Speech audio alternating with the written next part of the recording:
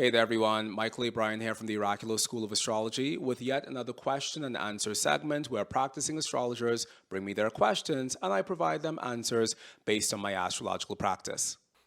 I do have a question, and you're going to be so happy because it's not a sign based question today.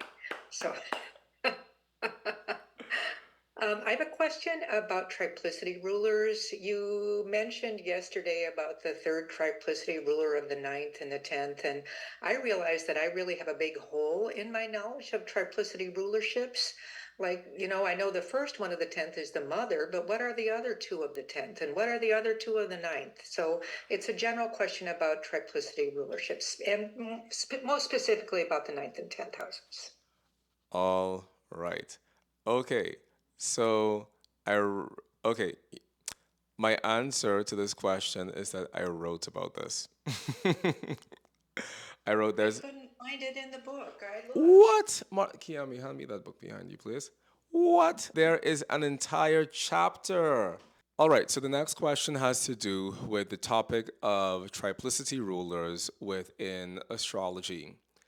Now, there are multiple ways for us to divide the various topics that we have represented within our charts, and the ancients devised many of those ways. One of them is we can look at the planets that those topics specifically correspond with. So, for example, we could use the sun to represent our father, the moon to represent our mother. We could use Venus to represent our love story in general. We could use Venus to also represent our wives. We could use the sun to also represent our husbands. And the ancients kind of saw very quickly that this overloading of the planets with these multiple meanings was a little bit crazy because suppose you had a wonderful relationship with your father but an awful relationship with your husband and you had no boss because you never had a career. The sun would be the only thing within your chart that was used in order to answer those questions. So the ancients decided to come up with a system of 12 houses.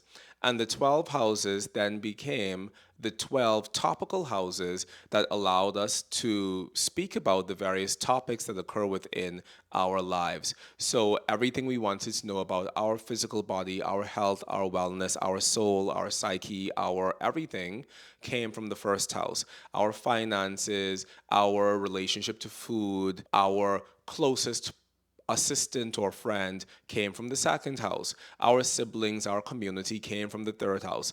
And all around the cycle of 12 houses, we basically find every single thing we can ask about under the sun is represented by one or more of the 12 houses within a traditional astrological schema.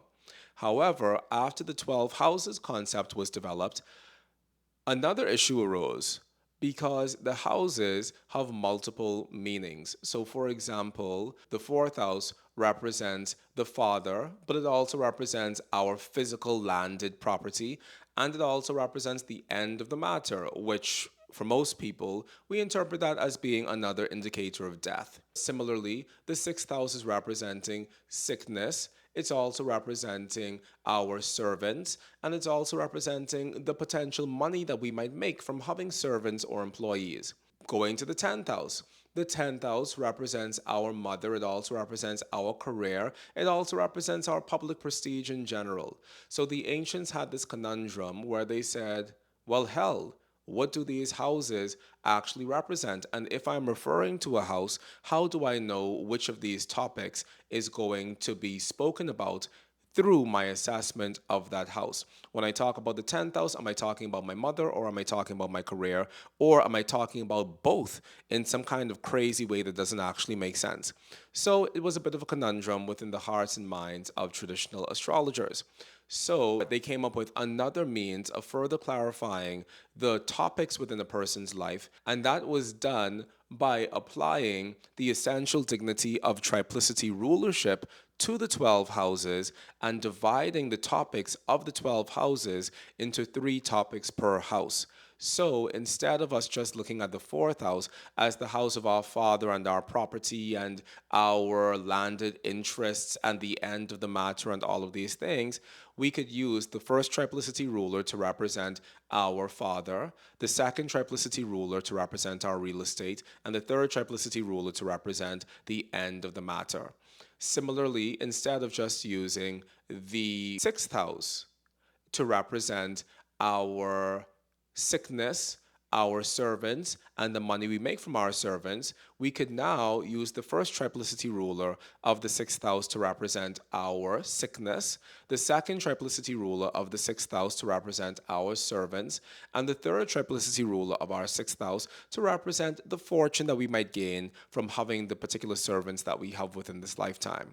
So we go around the chart, and for each of the 12 houses, we have the ability to divide the topics of those houses into three sections. In the third house, we know that we have our siblings, but using the triplicity rulers, we now can use the first triplicity ruler to represent our eldest sibling, the second triplicity ruler to represent the middle sibling, the third triplicity ruler to represent the youngest sibling, and around the wheel of the houses we go. So the triplicity rulers really represent this wonderfully robust way of speaking in a more nuanced way about the various topics we find within a chart from a traditional astrological perspective. Now, this brings up another issue and another point of contention within traditional astrology, because the question then becomes, whose triplicity ruler should we be using anyway? Should we be using Ptolemy's two triplicity ruler system, or should we be using the three triplicity ruler system that we oftentimes attribute to Dorotheus? Because we are dividing the topics of the houses into three sections, it makes more sense for us to use the three triplicity ruler system of Dorotheus and the medieval and the traditional astrologers who applied this concept of dividing the houses into three topics were specifically and only using the three triplicity ruler system of Dorotheus, because Ptolemy's two triplicity ruler system just doesn't work within a model such as this. So that is why, if you read Mastering Traditional Astrology, A Depth of Beginning in the Celestial Art, we use three triplicity rulers in our essential dignities table because it makes more sense within a larger context of what traditional astrology is and has been throughout time. So, if you don't currently use triplicity rulers within your astrology, I highly suggest that you use them. And if you want to find out more information about how to use triplicity rulers within your astrology, then you can check out my book, Mastering Traditional Astrology, which you can buy a copy of on Amazon and begin to bring this practice into your astrology, because it's a very cool thing to do. Whenever I feel like I'm in the vortex and I'm giving an amazing reading and I want to take it up a notch, I whip out those triplicity rulers out of my back pocket and I start talking to a person about their first sibling versus their second sibling versus their third sibling. And it's always like, OMG, how are you able to divide between my siblings in that way? Or I talk about their first child versus their second child versus their third child. And it's like, wow, how are you able to do that? Or the way in which we're able to do that is because these are some of the tools and the techniques that we find built within traditional astrology in general as a practice. So pick it up and try it on for yourself.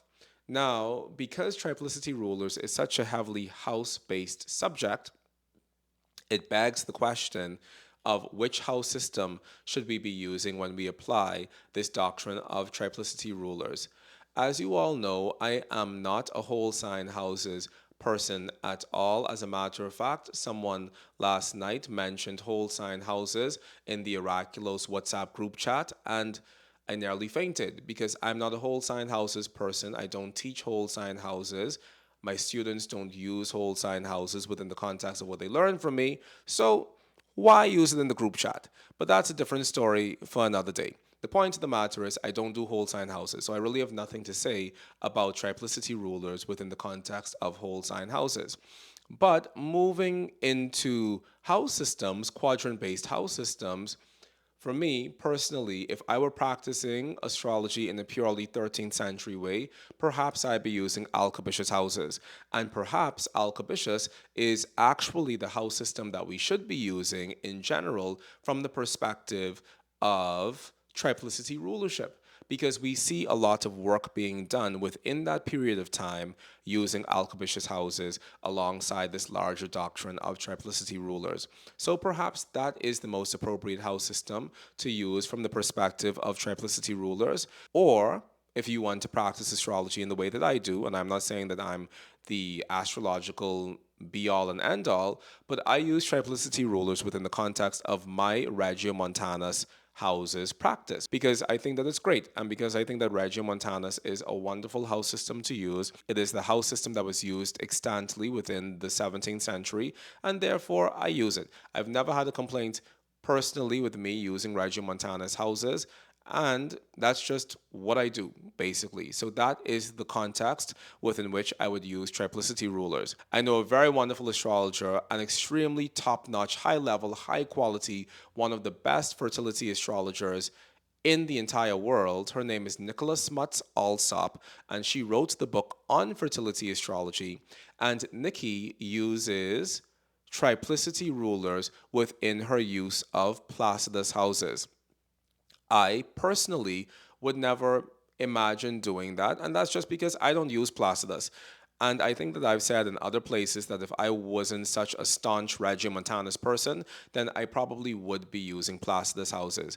But to broaden that, I'd probably be using Alcabitious houses from the medieval period, or I'd be using Placidus houses because I'm kind of torn between those two things. But for the sake of keeping things simple and for the sake of not leading my students down a hellscape rabbit hole where we're bouncing back and forth between house systems, I've made the executive decision to only use Regiomontanus within our traditional astrology work at Oraculos. However, like I said, Nikki uses Placidus houses and she uses triplicity rulers and she practices world class, top notch astrology. If you've ever wanted to explore fertility astrology or if you're looking for an astrologer to assist you with any of your fertility needs, then by all means, Nicholas Smuts Alsop is hands down one of the best in the entire world. And I don't say that very lightly about anyone because, as you all know, I'm very strongly opinionated. So, Nikki practices wonderful astrology with Placidus houses and she uses triplicity rulers within the context of that.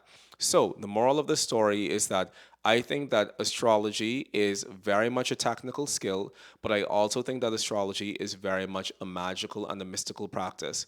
And a lot of our astrology works based on agreements that we make with the universe. And the agreement that I've made with the universe is that I'm going to use Regiomontanus houses within the context of my astrological practice. Somebody else may make the agreement to use Placidus houses within the context of their astrological practice. And I think that the universe will allow your astrology to function well within the context of whatever house system you choose to use. Therefore, if you choose to use triplicity rulers within the context of one house system versus the next, and that's the only thing you do, then chances are it's going to work for you. So that's my 5 cents on the topic of triplicity rulers. A wonderful topic. I think more people should be talking about it. And if you want to know more about triplicity rulers, then I wrote an entire chapter about everything you could possibly want to know about triplicity rulers within my book, Mastering Traditional Astrology. Hey there, everyone. I just want to say thank you all so much for the love and support that you've shown me in the months after the publication of my book, Mastering Traditional Astrology. If you have loved reading MTA and if it has deepened your astrological relationship and practice in any way whatsoever, then please leave a 5-star review for us over on Amazon.com. As a self published author, this would mean the world to me because the more 5-star high quality reviews we get, the more Amazon promotes the book to a wider audience so that more and more people can experience the magic that is mastering traditional astrology. Thank you so much for your continued love and support, and thank you so much for your dedication to this extraordinary field of astrology.